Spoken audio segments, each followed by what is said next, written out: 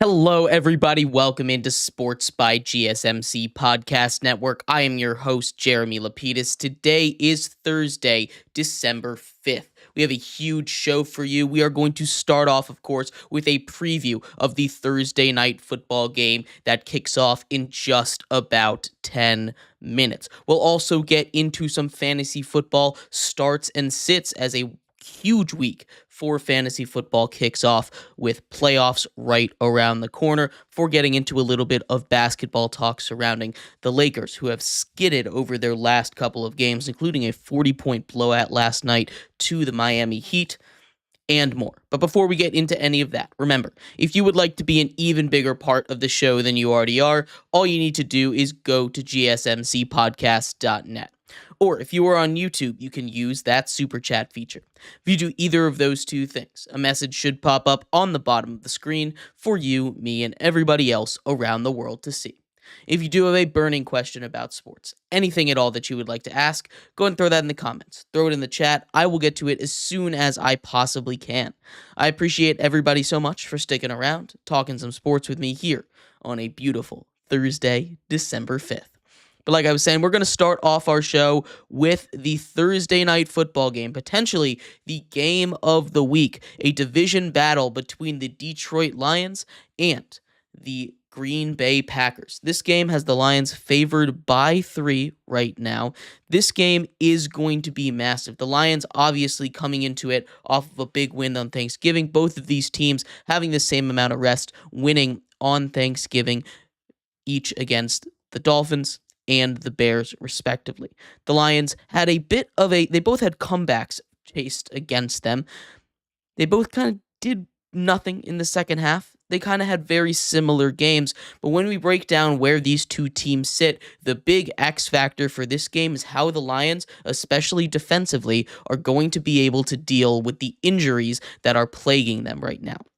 This is a Lions team that has lost not only its best pass rusher early on in the season in Aiden Hutchinson, right? They also lost one of, if not their best tacklers in Alex Anzalone earlier on. They keep getting hit with massive injury after massive injury. They have the most players on IR with 18 right now. That is going to be a huge story to watch, as currently the 11-1 Lions lead the NFC, but just by one game. They're just barely ahead of the Philadelphia Eagles, who are right behind them in that race, and the Eagles are playing their best football right now. This is going to be a time where we're really going to see if Jared Goff can carry this team. This is a team that has been playing undoubtedly amazing football, right? You have an incredible run game with Jahmyr Gibbs and David Montgomery. That's a two-headed monster that no one's really been able to stop. In the first matchup between these two teams, we saw the Lions get away with a win. It was sloppy conditions. That was their first game outside over in Lambeau. It was awful. Rain, sleet conditions. It just was not a fun time for people to be outside and playing. This time they're going to be in a dome, so I expect this game to be almost entirely different than the way it was. We saw the Lions win by about 2 scores last time they faced each other. One of those was a pick 6 thrown by Jordan Love. Jordan Love has cleaned up his turnover problem over the last couple of weeks. He had gone on a stretch where he did not turn the ball over, where we'd turned the ball over in every single week. His last couple of weeks has not turned the ball over through the air. That has been a huge reason why the Packers are starting to gain ground here in the NFC and why they are continually winning these games. That is going to be the key. Jordan Love not turning the ball over if the Packers want to win this game. Of course, this is a division game, so anything can happen in division. But when I'm looking at this, I expect 2 high-powered offenses to go back and forth with each other. Both of these teams are missing key pieces defensively, and I really do like that offensive line of the Lions to shut down the pass rush of the Packers, making Jared Goff's life a lot easier. That being said, this is not going to be smooth sailing for the Lions. This is going to be a shootout of a game. Right now, line, like I said, at -3 heading into the game. in favor of the Lions, but with the Lions taking the first of two in this 2-game series this season, I think the Packers are going to come in with a little bit extra oomph on this one. We take a look at, again, how it sits. Packers at 9-3, Lions at 11-1. This is a huge game if they want to keep pace in the NFC North. If they're able to win this game, they get a foothold up much closer to the Vikings, who are 1 game ahead of them, even closer to the Lions, who are 2 games ahead of them. It would only put them 1 game back of the Lions here. That is a massive, massive win for them. And also, it would give them a chance in some of these later tiebreakers of record against division. That's going to be huge down the stretch here if they want to secure a potential first round bye. It's not going to be easy, though. Like I said, both of these teams come in hot. Lions have won 10 straight games. That's not something that's easy to do in the NFL. They haven't lost since week 2 against the Tampa Bay Buccaneers. The Packers have won 3 straight games. This is going to be, again, a shootout, and I do believe the Lions are going to find a way to pull this out. 3 points is a lot of points. I'm feeling potentially a last-second field goal. That's what we're looking at. That's the type of game that we're going to see tonight. But it should be a lot of fun in Detroit, and I cannot wait to see how it turns out. We'll keep you updated, though. Final score prediction on this one, I'm going with the Lions 34, the Packers 33. But let me know what you think. I'd love to hear your thoughts on this game. We're going to take a quick break. When we come back, we turn our attention over to the fantasy side of the sport. A massive week in fantasy football. Playoffs are on the line for a lot of people. It should be the last week of the regular season. We're going to talk about 3 starts, 3 sits at each position: quarterback, running back, wide receiver, tight end. When we come back here on Sports by GSMC Podcast Network.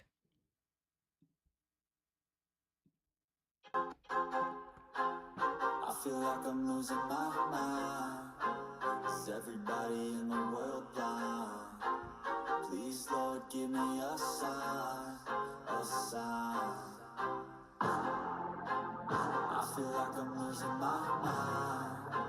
Is everybody in the world blind? Please, Lord, give me a sign, a sign. I wanna be the greatest. Everybody on the fake shit. I look around and feel like everybody is the fakest. I'll make this every day and I'm impatient, hoping one day I blow up from the basement. Statement, the top is so vacant. I don't hear shit that I think is amazing. Waiting for my day when I'm playing sold out shows for 1,000 faces. Hey, give me that crown, get in my way and to be put down. It ain't no place, all this my town. If I want that shit, then I'll get it right now. I'm losing it, the news it fits. I'm losing shit, a stupid myth. You choose to live or choose to dip. You choose to fight or lose your grip and lose a gift. Oh, I feel like I'm losing my mind. Is everybody in the world blind? Please, Lord, give me a sign, a sign. I feel like I'm losing my mind. Is everybody in the world blind?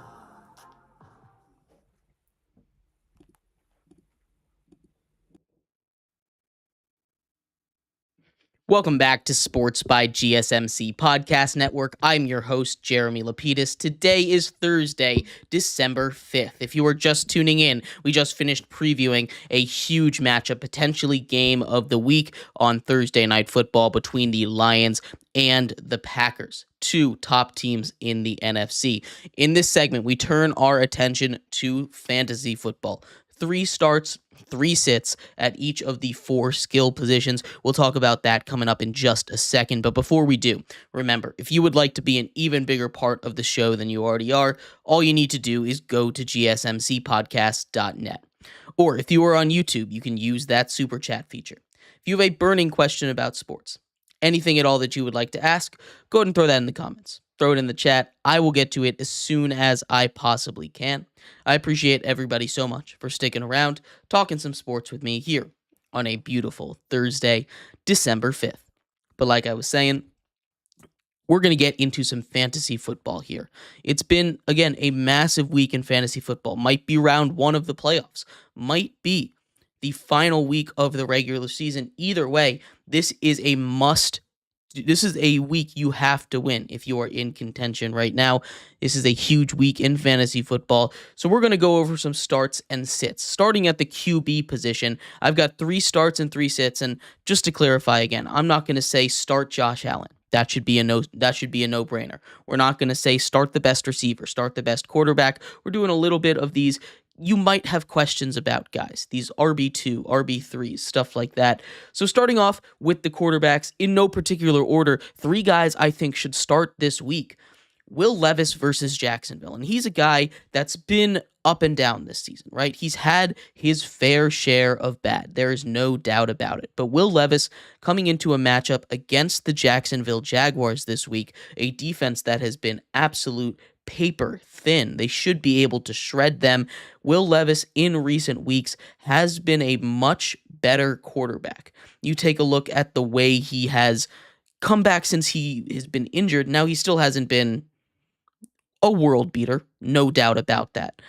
But when you take a look at where he was before and where he is now, especially when it comes to fantasy points, in his last 4 games, 25, 22, 25, and another 22. That is really consistent. Before that, 9, -1, 20, 15, and 9. He has been incredible on this run here. He's a guy that if you need a streaming quarterback this week, he is one that I'm absolutely looking to pick up and start against a really good matchup in Jacksonville. Another guy that you might want to think about picking up for his matchup this week, not really a long-term option, Cooper Rush versus the Cincinnati Bengals. We've all heard the stats. The Cincinnati Bengals have the worst defense maybe in the history of the NFL. That defense is making sure that they are not winning games. Take advantage of that. Cooper Rush has been getting a little bit more comfortable in the offense against another bad defense in the New York Giants earlier this last week, excuse me. He put up some solid numbers. 25, 24, and 15 in his 3 starts. It's not a bad place for him to be, right? It's not world beater, but against a Cincinnati defense that will allow just about anything to get through, he should have a huge game, and he's another guy that if you're looking for a guy to pick up, if you have Lamar Jackson, for instance, on bye, this is someone I would target. And last one, someone that might be on benches. Baker Mayfield. Baker Mayfield versus the Raiders. He is a guy who all season long has been an excellent start in fantasy. He's someone that, especially with this matchup, if he's on your bench, unless you've got one of those top tier guys, you've got your Jalen Hurtses, your Josh Allen's, guys in that realm of fantasy quarterbacks, Baker Mayfield is the guy that I'm starting over all of them, especially with that matchup in Las Vegas. He should have a huge day. Mike Evans, obviously, goes without saying, should have a huge day. But those are the 3 quarterbacks that I'm looking at, kind of questionable tier to start. Will Levis, Baker Mayfield, Cooper Rush. On the opposite side of the coin, though, for those quarterback positions, a couple of the guys that I am not touching with a 10-foot pole this week. Bryce Young versus the Philadelphia Eagles. This is a Bryce Young that has come out and played phenomenally over his last couple games, and I wouldn't be angry at you for wanting to put Bryce Young in the game. Bryce Young is a guy who, again, has really turned it on, especially these last few weeks. He's been really good in real life, in fantasy, but going up against a Philadelphia Eagles defense that has come out and been one of the best in all of football over these last couple of weeks, especially since the bye week, this is not going to be a good matchup for them. I'm fading just about every single Panther this week, and Bryce Young makes my do not start list. He makes the sit list right now. Joining him over there, Geno Smith. In his first game versus Arizona, he didn't do too well. The Arizona defense, again, is playing pretty lockdown defenses. These are both really hot defenses, Arizona and Philadelphia. Both of those guys I am just not touching right now. There are much better options out there if you're looking to stream, and I think these are guys that only in last resort, maybe 2 quarterback leagues, am I starting. And someone that I think you could get away with starting, but is on my sit list, no doubt, Justin Herbert. This is a little bit more of an iffy one, and I understand if you don't want to, if you don't agree with me on this. But Justin Herbert against that Kansas City defense, I'm not taking this off of what he did last week. Right, last week was a not great performance. They were adjusting to life without J.K. Dobbins, and that's something that's going to be a real reality versus the Kansas City Chiefs. They didn't put up too many points against Kansas City last time they played, and I don't expect it to be very different, especially without a real run game, which has been the motor that's been powering that offense. Justin Herbert is a great quarterback, but he's not going to be fantasy relevant this week, so I'm not touching him right now. That's starts for quarterbacks: Will Levis, Baker Mayfield, Cooper Rush, sitting Bryce Young, Justin Herbert, and Geno Smith. Getting into the running backs, though, again, three starters, three sits. Starting in the starting category over here, we're going to go a lot of matchup based and a lot of young guys here. Tyrone Tracy is starting off the top of my list here on a really bad Giants offense, but going up against a Saints defense that is one of the worst in the league against the run. This is a Giants team that is not going to be particularly good offensively. Drew Lock gets the start yet again. I'm not looking at too much out of any of their players, but Tyrone Tracy found the end zone last week against the Cowboys. He has been putting up insane yard per carry number, and he's been getting at least 10 points a game in fantasy. He should be able to clean up against a bad Saints defense. Along the same lines, Bucky Irving has been a monster down the stretch in fantasy, a league winner, a guy that you picked up on a whim on week 4. He's a guy that is going to absolutely destroy yet again against a Las Vegas Raiders team that has been the worst team in fantasy football against running backs. They've allowed at least 15 points to running backs in all but 2 matchups this year. It is just a really bad run defense. And Bucky Irving, not only can he beat you on the ground, but through the air as well. He's caught 35 of 37 targets thrown to him this season. He's really good after the catch. This is a guy that I want in every single lineup. There is no reason to put him on the bench this week. And last but not least, Chase Brown. We just finished talking about Tyrone Tracy getting a touchdown against those same Dallas Cowboys. On Monday Night Football, Chase Brown should go off. Jamar Chase dealing with a slight injury. He should still probably be able to go, but that Bengals offense should have a day against a really, really bad Cowboys defense. Whether through the run or through the pass, Chase Brown has played a huge role down the stretch for these Bengals, keeping them in games that they would have been way out of. I think of the Chargers game, for instance. He was really the spark plug that got them back into it. Chase Brown is a guy that should be in every single starting lineup, and he should be a lock there for the rest of the year. But some guys that I'm avoiding right now. Staying in the Los Angeles Chargers mindset, Gus Edwards. He has been super inefficient with the ball. He's a big guy. He's going to be good on the goal line, but he hasn't even been getting those goal line touches. It's been Hassan Haskins at the goal line. This is not a backfield that I'm really trusting right now against one of the best run defenses in all of football in the Kansas City Chiefs. Kansas City has been dominant all year against running backs, and Gus Edwards is not someone that inspires me as the one that could break that trend. If you're going to get someone in the Los Angeles Chargers backfield, if you're forced to start one, I guess it would be Gus Edwards, but I'm not touching that backfield. That's one that I am letting ride on my bench for at least the next week. We'll see what happens matchup-wise after that, but I'm not messing with that Chargers backfield right now. Same thing with the Browns. Nick Chubb had 2 touchdowns against Pittsburgh last time they played, but he wasn't terribly efficient. About 18 for 50 on the ground. Not a great stat line against a good Pittsburgh Steelers defense. He was out for basically an entire half last game when they played the Denver Broncos on Monday Night Football. They were in pass-heavy formations. It went to Jerome Ford a lot. He was being a little bit more effective than Nick Chubb. Nick Chubb is on my sit list as well. I like Nick Chubb a lot. He is a guy that I'd like to have belief in. He's someone that I'm glad is coming back from injury. I'm glad that he is, healthy and able to play. But he has just not been the Nick Chubb of old that we expect, and I don't think that's going to change against a really stout run defense of the Pittsburgh Steelers. And our last sit of the running backs this week is Chuba Hubbard. He had a awful week last week, only putting up 2 points. he is a guy that I could see bouncing back. But again, against a staunch Philly defense, a defensive line that consists of huge, huge bodies, this is not going to be his week.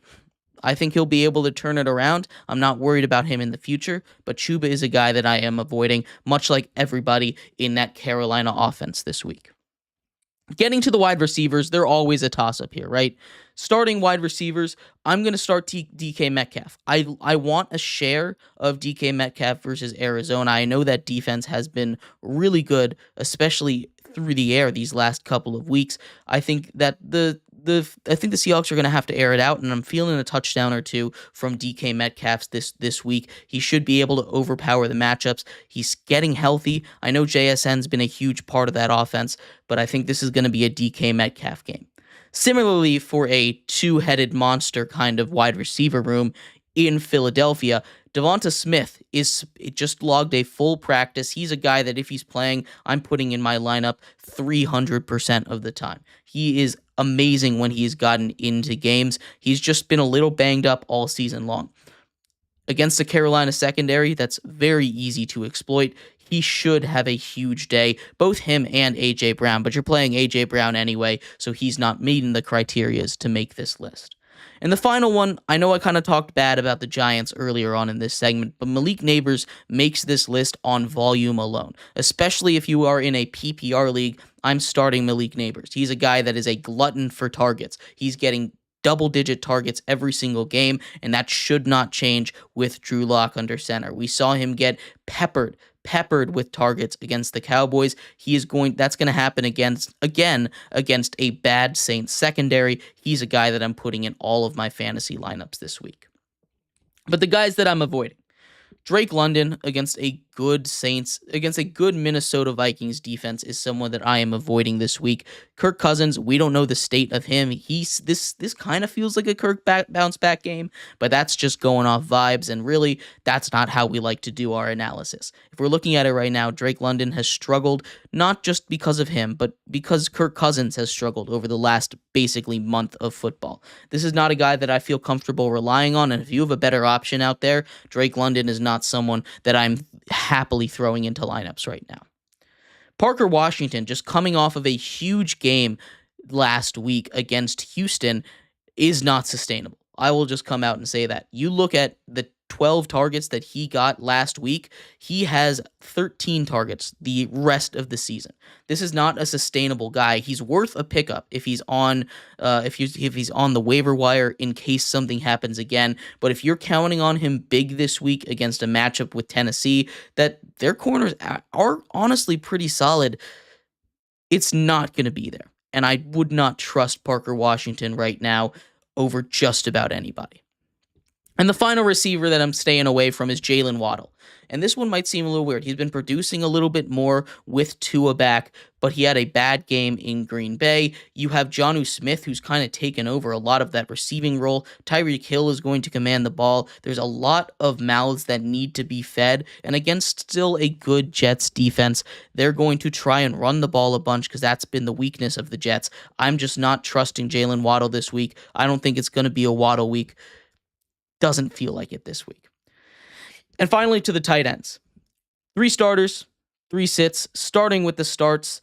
TJ Hawkinson taking on the Atlanta Falcons. That is a defense that is soft on tight ends, incredibly soft on tight ends. TJ Hawkinson is yet to really have his big breakout game, but I think this is the one that's going to happen in. There's going to be wide open spaces over the middle. He should have a huge game this week against Atlanta, and I'm very high on TJ Hawkinson this week. Same thing with Jonnu Smith. They're taking on the New York Jets, and this is less for the matchup and more for, hey, he's a guy that I'm starting regardless of matchup. Jonnu Smith has been the one of, if not the best fantasy tight ends in all of this last month. Right behind Brock Bowers. He's in that tier. He has been incredible with the Dolphins since Tua came back, and he is a guy that I am starting over just about anyone other than Brock Bowers this week. He's a guy I'm starting regardless of matchup. And Jake Ferguson versus Cincinnati. Again, we just saw what happens against a bad Cincinnati defense. The middle of that field is wide open. We saw Pat Fryermuth take advantage of that. He was having a not great situation with Russell Wilson. This is a guy in Jake Ferguson coming back from concussions. We've seen Cooper Rush like to throw to the tight end a little bit. They've had at least 35 yards, the starting tight end, in each of his three starts. In each of his three starts, a touchdown in one of them. Luke Schoonmaker was the guy, but now that Jake Ferguson is back, he should have a huge day. That is another tight end that I'm getting into all of my starting lineups. And finally, the sits for tight ends. I'm not starting Cole Kmet. He's been not very involved in that offense, and against a really good, talented linebacker core in San Francisco, this is a matchup nightmare. I'm not trusting him right now. I know the Bears might have a big day after firing their head coach, but I don't think Cole Kmet is going to be the reason why they go off. One for Thursday Night Football, Tucker Kraft versus Detroit, another team that's been really tough on tight ends this season. Tucker Kraft is very touchdown reliant, and this doesn't feel like a game where Tucker Kraft is going to get into the end zone. This is one of those that I could see maybe a touchdown happening, but Tucker Kraft does not. In a shootout of a game, he's going to fill that more blocking role, and I don't think he's going to get too many targets. And finally, Kyle Pitts. That Minnesota defense is just too good. He's too inconsistent. Same thing with Kirk Cousins. I don't know how he's going to be, and I don't know if he's even going to look Kyle Pitts' way. He has some of these games where he just decides not to look at Kyle Pitts at all, and I don't think Kyle Pitts is worth starting. So we'll run through it. We'll run through it real quick. Start Will Levis, Baker Mayfield, Cooper Rush. Sit Bryce Young, Justin Herbert, and Geno Smith. We're starting Tyrone Tracy, Bucky Irving, and Chase Brown. We're sitting Gus Edwards, Chuba Hubbard, and Nick Chubb. For the wide receivers, I'm starting DK Metcalf, Devonta Smith, and Malik Neighbors, and I am not starting Drake London, Parker Washington, or Jalen Waddle. Finally, for the tight ends, putting TJ Hawkinson, Jonnu Smith, and Jake Ferguson in all my lineups, and I'm not touching Cole Kmet, Tucker Kraft, or Kyle Pitts. But let me know what you think. I'd love to hear your thoughts. Who are your biggest, who do you think should be your start sits for this week? We're going to take a quick break. When we come back, we turn our attention over to the NBA. A struggling Los Angeles Lakers team gets blown out by 40. We're going to try and diagnose what's going on with the Lakers squad, how to fix the problem, and where to go in the future over there. We'll be right back here on Sports by GSMC Podcast Network. Looking for your daily fix of sports talk without having to pay for it? GSMC Sports Network is available on YouTube. Just search GSMC Sports Network. Get your fix of daily sports talk shows on YouTube, absolutely free. NFL, college football, NBA, MLB, MMA, UFC, fantasy football, and so much more. GSMC Sports Network has shows running all day long, with new sports shows starting every 2 hours. Just like on your favorite cable sports channel, except GSMC Sports Network is absolutely free. Just search GSMC Sports Network on YouTube to catch one of your new favorite shows, like the GSMC College Football Podcast, Chip Shot Football Podcast, Hoops and Heels Women's Sports Podcast, GSMC Basketball Podcast, and so many more. Check it out for yourself. GSMC Sports Network, now available on YouTube absolutely free. Search GSMC Sports Network on YouTube right now.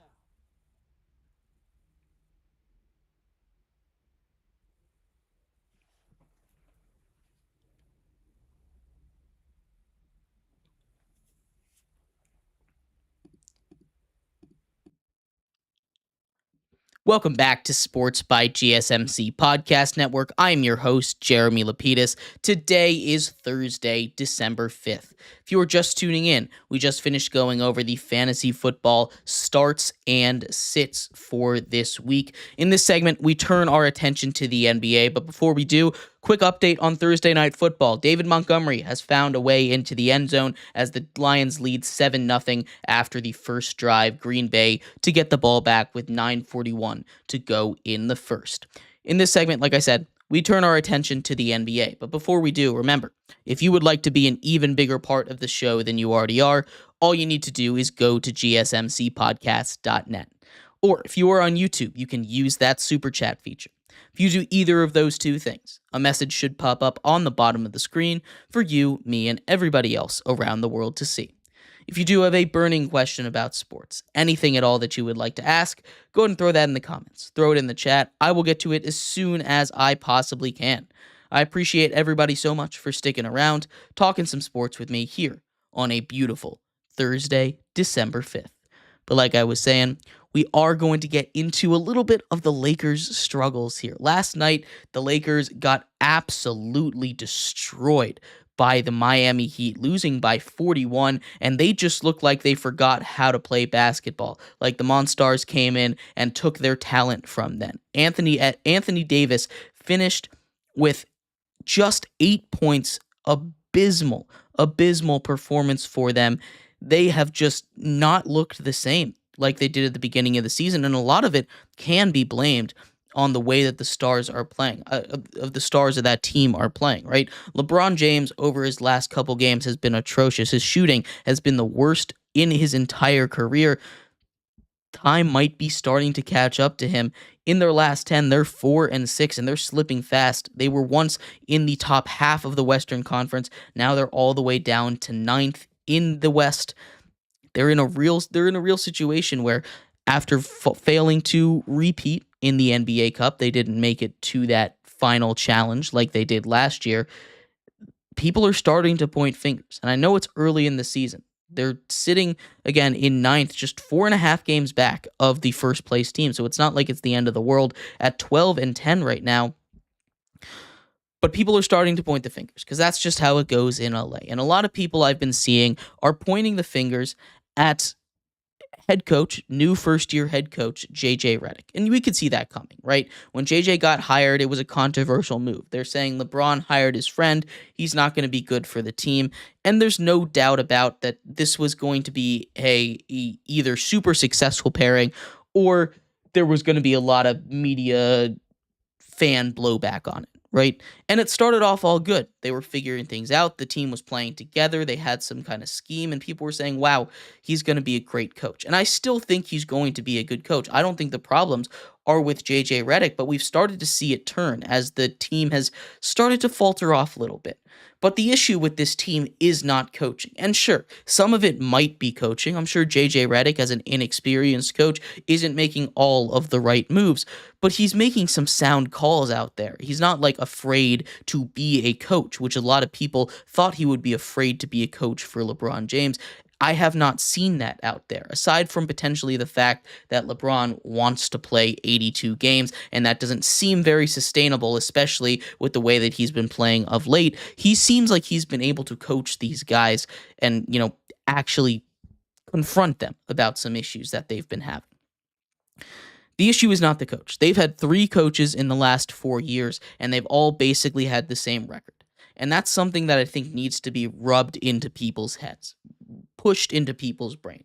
People are so quickly to scapegoat a coach. And it's not always that they're wrong to scapegoat a coach. Sometimes it is the coach's fault. Sometimes that's just how it goes. You have to blame the coach because the coach is doing wrong.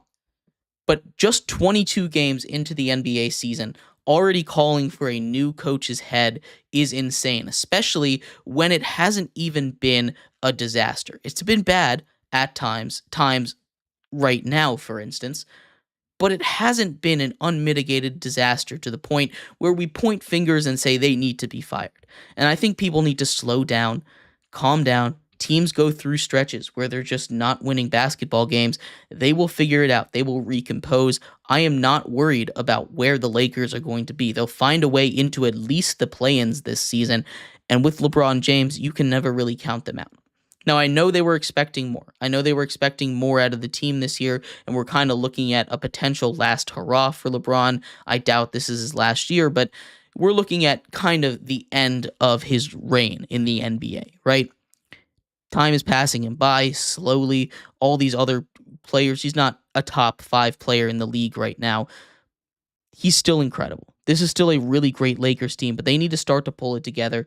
They need to get a little bit more of what they were doing in the beginning of the season, feeding it to Anthony Davis. And Anthony Davis, who was playing like an MVP at the beginning of the season, has started to fall off. They need to be able to, I guess, and I hate suggesting this, they need to figure out how to load manage their team, which sucks because I don't think that should be a thing in the NBA.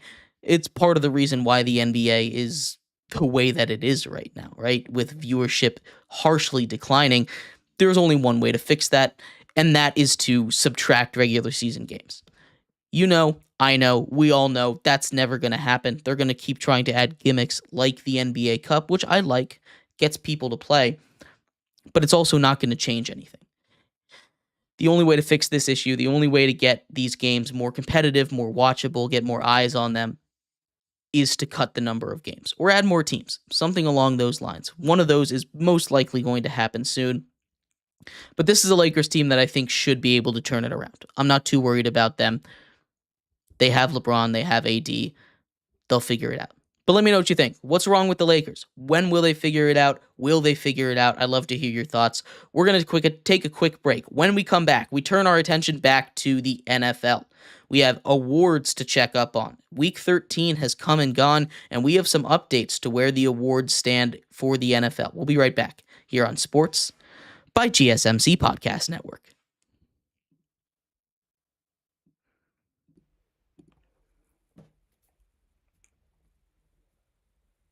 For the best and latest podcasts available anywhere, go to the podcast app on your cell phone and type in GSMC to access free content-rich podcasts on health and wellness, book reviews, sports, entertainment, relationships, social media, movies, technology, finance, and even weird news. Subscribe and download the GSMC Podcast Network's family of shows, available everywhere podcasts are found.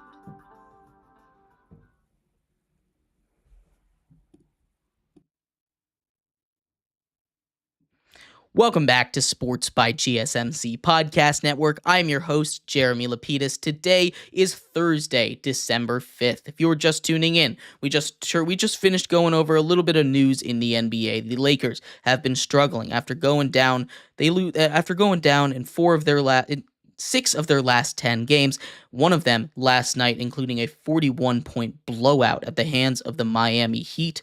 In this segment, we turn our attention back to the NFL. Awards coming up later. It's been hotly debated. Awards like the Offensive Player of the Year, like the MVP. Coach of the Year, for example, is a hotly debated award. We're going to talk about where all of these stand right now and who I have winning some of these awards as we head into Week 14. But before we do, remember, if you would like to be an even bigger part of the show than you already are, all you need to do is go to gsmcpodcast.net. Or if you are on YouTube, you can use that super chat feature. If you do either of those two things, a message should pop up on the bottom of the screen for you, me, and everybody else around the world to see. If you do have a burning question about sports, anything at all that you would like to ask, go ahead and throw that in the comments. Throw it in the chat. I will get to it as soon as I possibly can. I appreciate everybody so much for sticking around, talking some sports with me here on a beautiful Thursday, December 5th. But like I was saying, we're going to get into a little bit more of the NFL. The awards, last time we went over them, it was mid-season. At the mid-season award show, and honestly, has not aged that well, if I'm going to be completely honest with you with where we stood. Of course, 4 weeks in the NFL is a lifetime. That's a quarter of the season. That is incredibly long for what can happen in the NFL. But as we stand right now, we're going to start in the MVP race, right? The MVP race, as it was at midseason, consisted of 3 quarterbacks: Lamar Jackson, Josh Allen, and for me, I put Joe Burrow in there. This was right around the time that Jared Goff was still in and out of the MVP race. He has fallen out of the race at this point. I don't think he really stands a chance. Joe Burrow is an interesting question because when you look at his numbers, when you look at the offensive numbers that he and the Bengals are putting up, there's a case for him. But at 4-8, that's not a historical mark for you to win the MVP. As we talked about in the beginning of the season, you need to be a winning team. A lot of times it comes from the 1 seed in the conference, best player on the best team kind of vibe. It doesn't always go like that, though. Sometimes there's exception, but generally it's a division winner. that wins the MVP. So with that in mind, we have a couple of changes. It's still going to be in that top 3, Lamar Jackson and Josh Allen.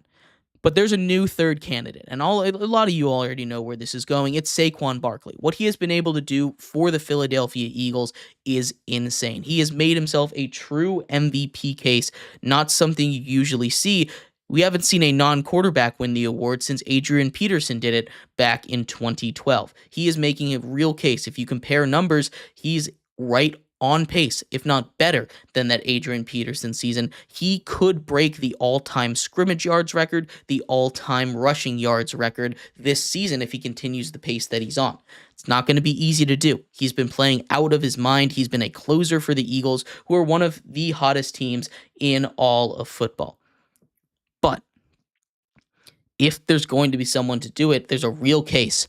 This year is the year. You've seen some struggles, some games with struggles from Lamar Jackson, some games with struggles from Josh Allen. Now, they're quarterbacks. They're going to have a little bit of bias, and Josh Allen has already locked up that division, which checks off one of those potential MVP boxes, keeping him firmly in that conversation. He's a guy that people think is due to get an MVP, and there's no doubt about it. I think he's due to get an MVP. He deserves one with how good he is and how long he's been good, but you have to look at it season by season. Lamar Jackson up there, his stats are phenomenal. 29-3 touchdown to interception ratio, and we still have 4 weeks to play in this season. That is insane. His team is losing games, though, which might knock him out, which sucks. I hate that that's a thing, but his team is losing games, which, as I said, historical precedent, you probably need to at least win your division to win the MVP, which tucks Lamar Jackson all the way down to 3rd in the MVP rankings, putting a running back, Saquon Barkley, in 2nd. Now, it's going to take a Herculean effort for him to get that MVP. There is no doubt about it. It's not going to be easy. People are going to be trying to give it to Josh Allen, as we've seen all season long. But for my money, he is the MVP this season. Josh Allen had a couple of games that has been absolutely terrible. And I'm not saying you have to be perfect for every single game to win the MVP award. I'm well aware of that. But when you go game by game, break it down, especially over the last 10 weeks or so, Saquon Barkley has been the best player in football. He's been the most exciting player in football, and he's a guy that I think really does deserve the MVP award. Outside of that, some other awards that have been a little bit more up for discussion, one of those being the Coach of the Year award. And this is an extremely, extremely deep year for Coach of the Year, right? You obviously have your leaders in the clubhouse, your Mike Tomlin, who's always going to be in the race, your Dan Campbell with the Lions and what he's doing, Kevin O'Connell with the Vikings, a team that was expected to be bad this season after injuries to the quarterback position and losing Kirk Cousins. You have a whole bunch of options like Jim Harbaugh in there, coming over to the Chargers and making them a playoff team. Sean Payton making the Broncos a playoff team with a rookie quarterback. That's 5 guys. There's a couple more that could make the list here. It's an extremely deep year for Coach of the Year, and if I'm being honest, I have no idea which way this award is going. There's a lot of ways it could. I'll tell you a guy that I'm not giving to, and it's Mike Tomlin. I love what he's done this year. It's been huge. But that defense was already basically in place, and with so many options, he's probably 5th on my list. Another guy that I think I'm avoiding a little bit is Sean Payton. He's had a tremendous year. So my top 3 right now for Coach of the Year, it's going to be Dan Campbell for what he's done with the Lions. I thought Dan Campbell should have won it last year. Did not end up happening.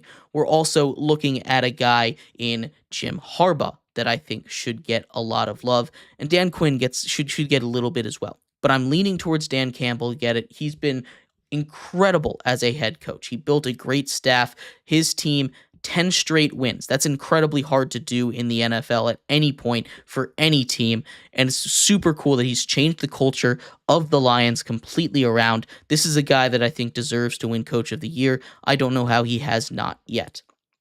And the last one that I thought was interesting was Comeback Player of the Year award. There's been some debates around this award, especially when we talk about what the spirit of this award is. Last year, it ended up going to Joe Flacco over Damar Hamlin. I thought that was a mistake. There is an award in the NBA, Most Improved Player. And that is a different award than comeback player, right? Comeback implies that you're coming back from something, right? Either an injury or something along those lines that's held you back, and you come back and you play great football.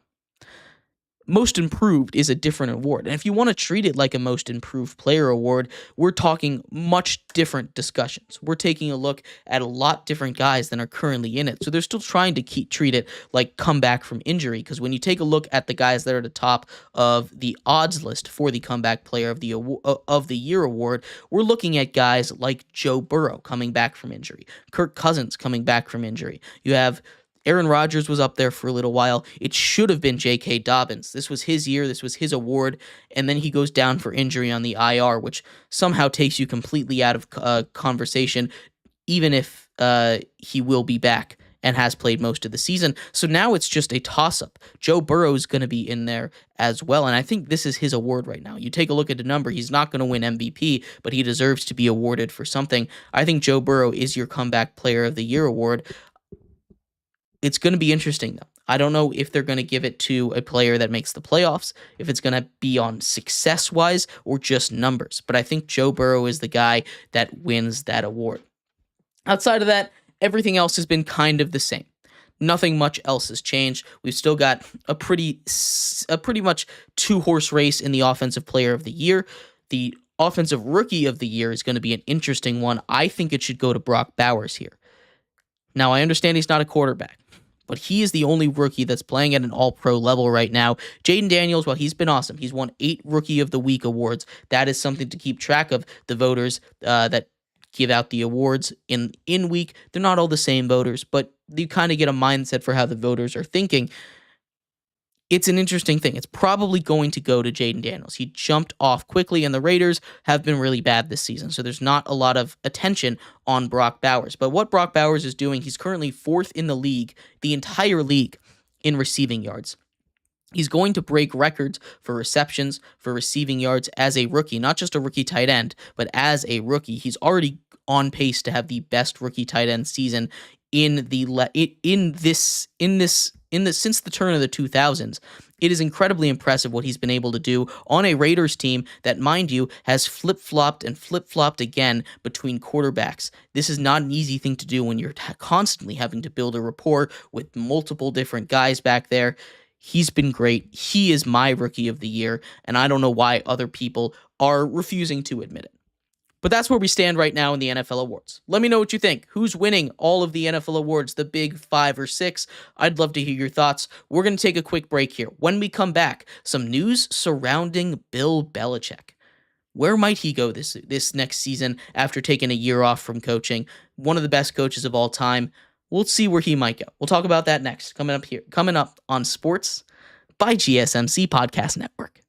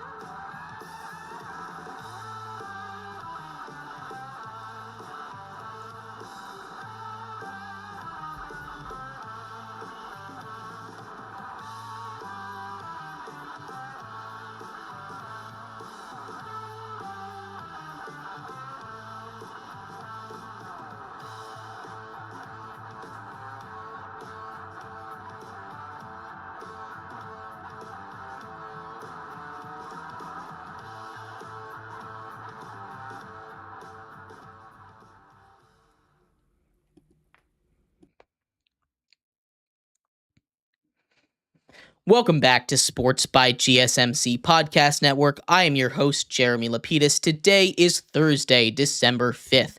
If you are just tuning in, we just finished going over where we stand right now with the NFL awards. In this segment, we turn our attention to some coaching news. Bill Belichick has some news about where he might end up after this season. Some discussions came out earlier, right before our show. We're going to talk about some potential landing spots for one of the greatest coaches in the history of the sport. But before we get into that, remember, if you would like to be an even bigger part of the show than you already are, all you need to do is go to gsmcpodcast.net. Or if you are on YouTube, you can use that super chat feature. If you do either of those two things, a message should pop up on the bottom of the screen for you, me, and everybody else around the world to see. If you do have a burning question about sports, anything at all that you would like to ask, go ahead and throw that in the comments. Throw it in the chat. I will get to it as soon as I possibly can. I appreciate everybody so much for sticking around, talking some sports with me here on a beautiful Thursday, December 5th.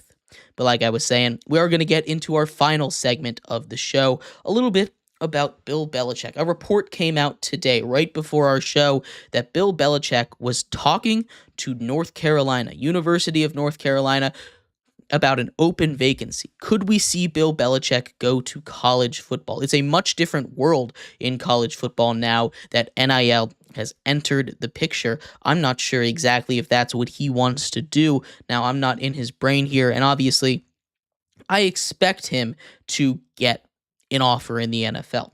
That's what I think is going to happen, but college is an excellent avenue for him to go to. That would be really good for recruitment. You think about these guys that would hear the name Bill Belichick and say, oh, I want to go play for one of the greatest coaches in the history of the sport. Maybe he can get some connections for me at the NFL level. That would be huge for recruitment. I'm not sure how he would do as a college coach. He spent a lot of time up in the NFL, and the way that you coach in the NFL and in college are incredibly different. We've seen incredibly successful college coaches, some of the best college coaches ever, come up to the NFL and struggle. Recently, we saw Urban Meyer completely fail with the Jags. We saw Nick Saban not be successful when he came up and coached the Dolphins, right? There's a couple of them that have come up to work. Pete Carroll did a great job, but it doesn't always translate, right? Bill Belichick is a guy that I think could coach anywhere.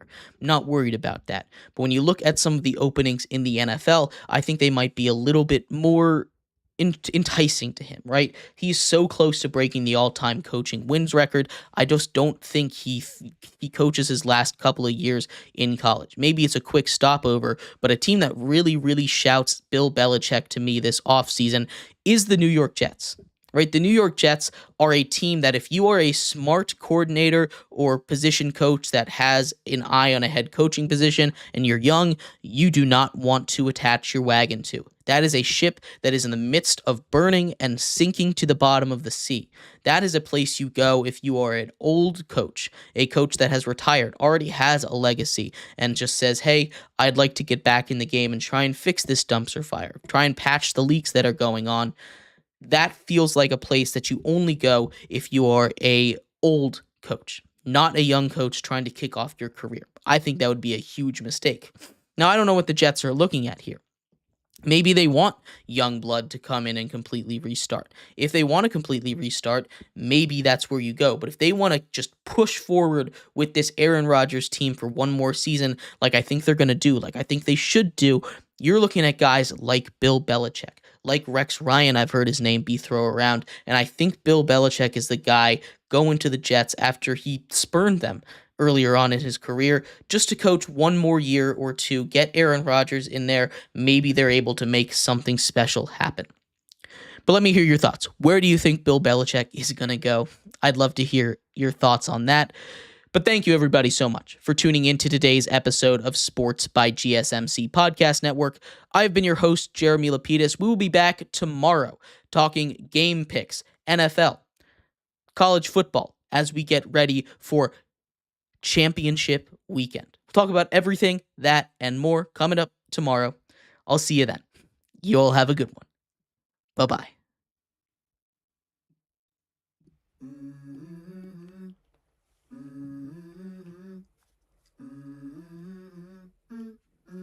Let's go. I wake up to a little bit of drool on my pillow, feel like it's gonna be a bad day. Yeah, I'm tired of shit, and the coffee ain't hit yet, damn.